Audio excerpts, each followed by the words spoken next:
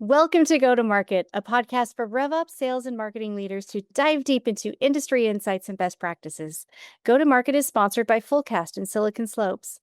It is my absolute pleasure today to introduce Matt Holman, creator of Commerce Catalyst and fellow marketing person navigating the AI landscape right now. It's nice to have you on the show, Matt. How are you?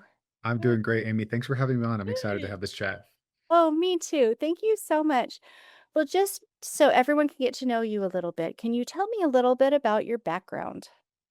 Yeah, absolutely. I have a really fun story about that because people often ask me how I got into community, how I got into subscriptions, because I do a lot of work in the subscription space and the e-commerce side of things. And it actually all started when I was at working as the marketing director at who's a local Utah company.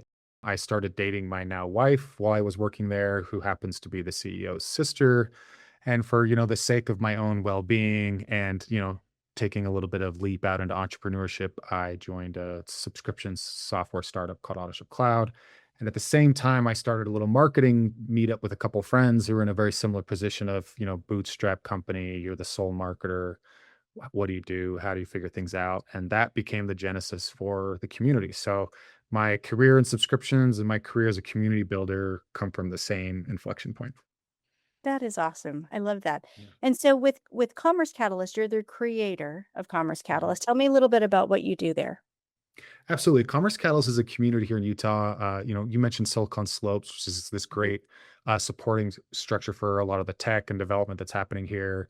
And e-commerce is kind of a little bit different. And I mean, I will say it a little tongue in cheek, but sometimes feels like the little brother or the neglected kid at the table.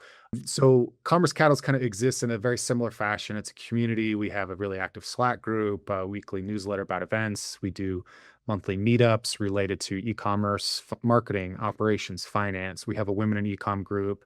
We have a couple conferences, including a golf tournament that happened in August. We also have a female founder pitch competition. We're giving away $25,000 to three female founded e-commerce businesses. So we do everything we can to give back to the community and support. And we're really just a great resource for people to learn and connect.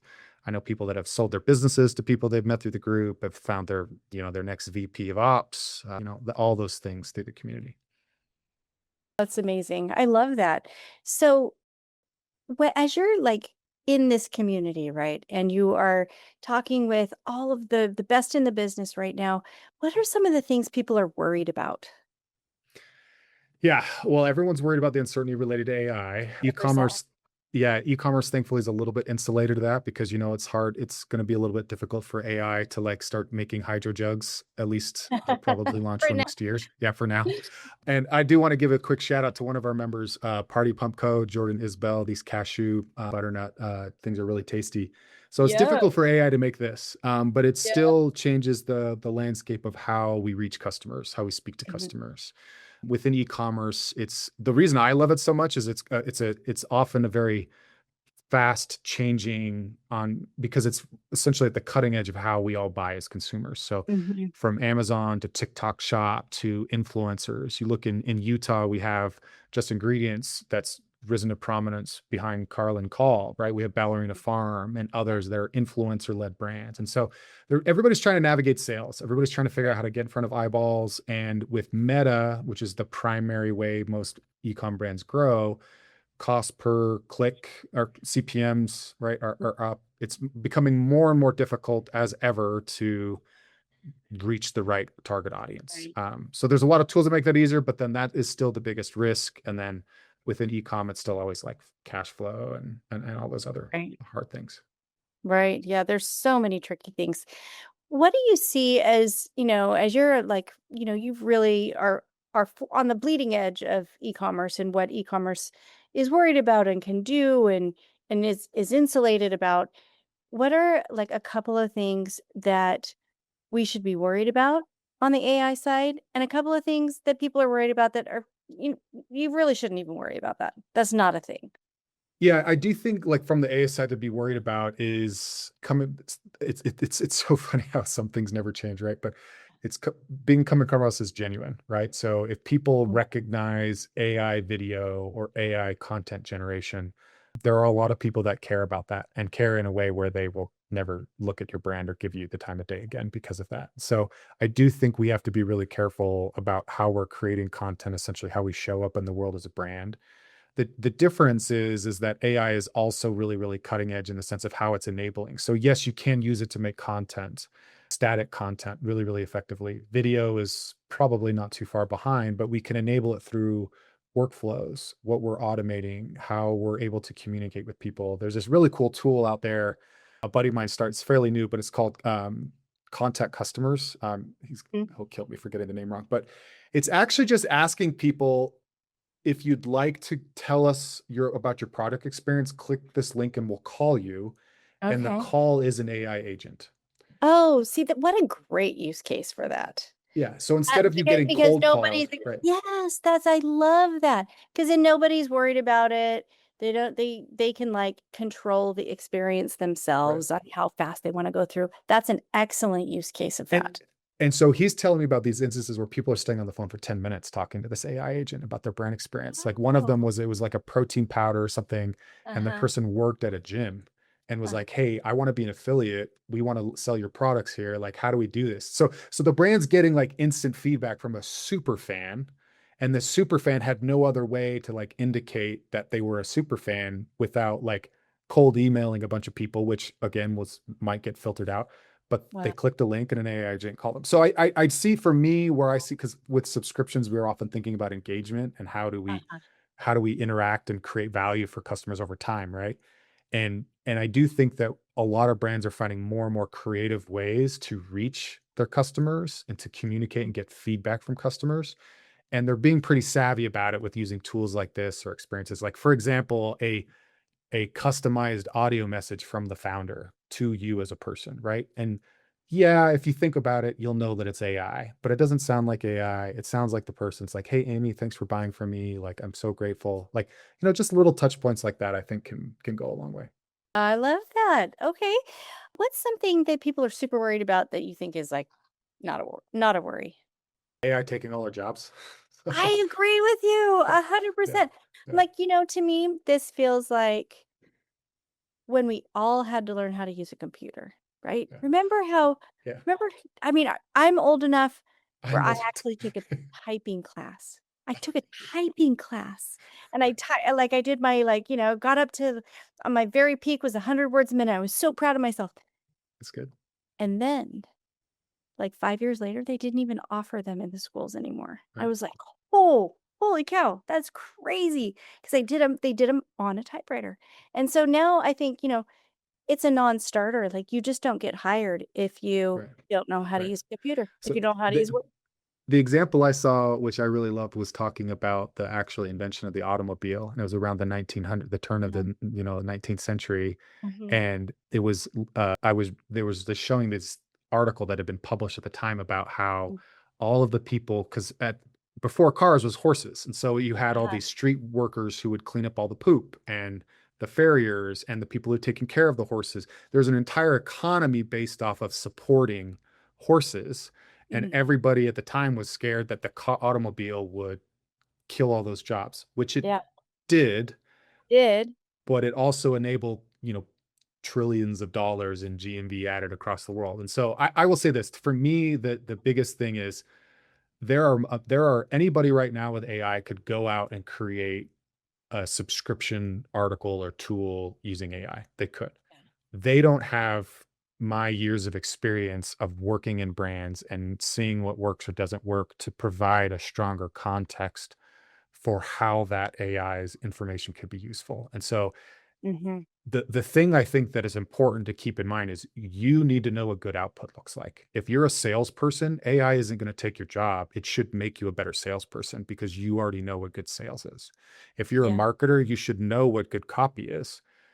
That way you can train AI to get better and you can do a better job. So I think of it as an amplifier instead of, yes, there will be disruption. Yes, people will lose their jobs. I want to be cognizant and like empathetic to that. But mhm. if you're not using it in your job right now, you are putting yourself at risk, not just to potentially lose your job, but also just to miss out on the fact that you could have a tool that could transform your life.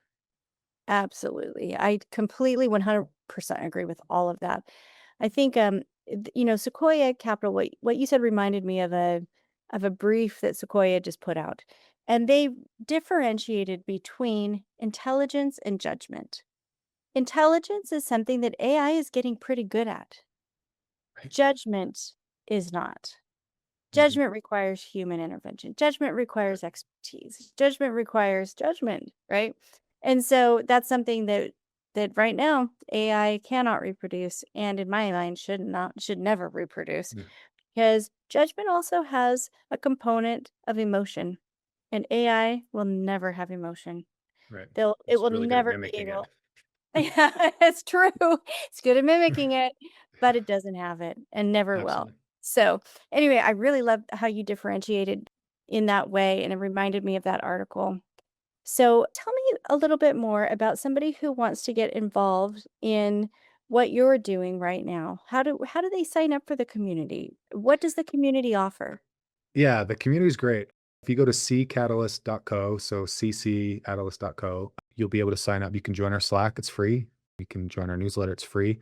Most of our monthly meetups are free.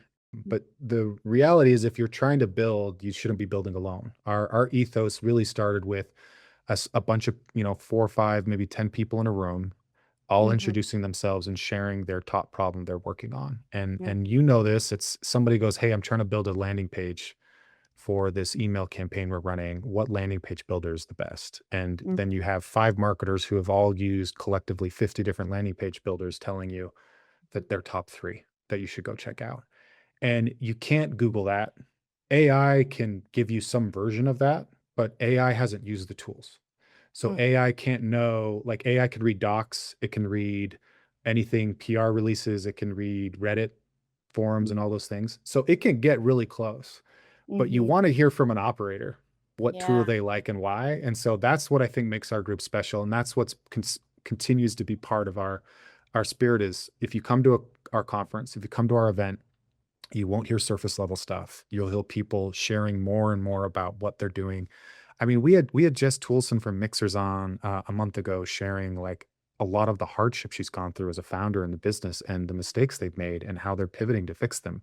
You just don't get that from a blog article or from AI. Yeah. The same things that Google says you need to include to make it good SEO or AEO content are the same things that AI cannot reproduce, which is Right. expertise, experience, authority, and trust. And those things are what a community is built on. And so I really love what you're doing, and I applaud you for leaning into the in-person, even in the age of AI, where so much seems to be going digital and so much seems to be going, And what agent first. I will say this real quick as a teaser. What we're building right now is like we've used AI in the community to start building, some of our own CRM stuff and sponsor management. But some of the tools I'm really excited that we'll be rolling out in the next few months is being able to create engagement pods where, hey, if you're a director of retention at a brand between 5 million and 30 million in revenue, would you like to connect with other directors of retention, Oh, that's right? amazing. Like would like mentoring mastermind groups. Like, so we're just looking AI for us is just a huge lever for creating more connection, more Mhm. information, having a database of amazing people if you need to make a new hire, or you're wondering, hey, is there a VP out there that can help us with this problem? It's like, here you go. Ah, I love that. I think that it is such an awesome ethos, really, where you are creating or using AI to create the tools that enable humans to Mm, connect better. It's absolutely. really, really exciting. I need to listen to this again and then get that clip and I'm gonna put that in my notes. Because that's actually a great I'm glad I could that's be some great helpful. copy, Amy. Thank you. Well, thank you. That's so nice of you. So before we go, I want to get how people, so you gave us the URL for how we can connect. Mhm. Who is it for? Is it for small, medium businesses? Is it for It's enterprises only? It's for anybody. Honestly, I could probably charge sponsors more if we had only enterprise brands in there, but I care about helping everybody. So we have a spot for everyone. So whether you're a big brand and you're that director of retention I mentioned, or you're a new brand getting started, like I mentioned, Jordan's company, she's been grinding on this for a while. Come out, connect. You'll find help and resources. You will. Oh, that's amazing. Well, thank you so much, Matt, for joining us. My last question for you is Clearly, you're at the top of your game. And how are you staying there? What are you doing to stay there? I will say this for me, it's been really interesting. We probably could have talked about this the entire time. Was when I started doing the community stuff, I wondered why my rest of my work wasn't this easy. Like I was a software, I was, a B2B software marketer, which felt incredibly difficult and complicated at times, as you well know. Yes. And I really tried to hone and focus only on that. And what it did for me, what I realized during that process is I need to be doing at least a couple different things to keep all the different parts of my brain and spirit activated. So for me, the community, consulting, other things, they cross pollinate, they give me ideas, they influence. So the marketing campaigns I use in one business are something that worked in another. And so I use a version of that. And so for me, it's that cross pollination, it's that extra energy and learning what really feeds me, which is building. So if I'm not building, I become stagnant, I become disinterested, I get burnt out. So that's what I figured out about for me is I need to have my hands in a few different things, which is why I'm often doing a lot of things and I need to be building. Oh, I love that. And it's great that you are able to know that about yourself. You are who you are, and to be able to create a life that enables that. Yeah. Well, Matt, Not too thank bad at you 40, so right? When I was like 41, 42 when I figured that out. So Well, that's good because 'cause I'm almost 50 and I'm just figuring that out right now. well, So yeah, yeah. I'm older than that now. I should say I'm 46, but anyway. Well, Matt, thank you so much for joining the podcast. I really appreciate your time and your expertise. For all of our listeners, Matt is a wealth of information. Please join his community and please experience the benefits of in person interaction and community. Thank you, Amy.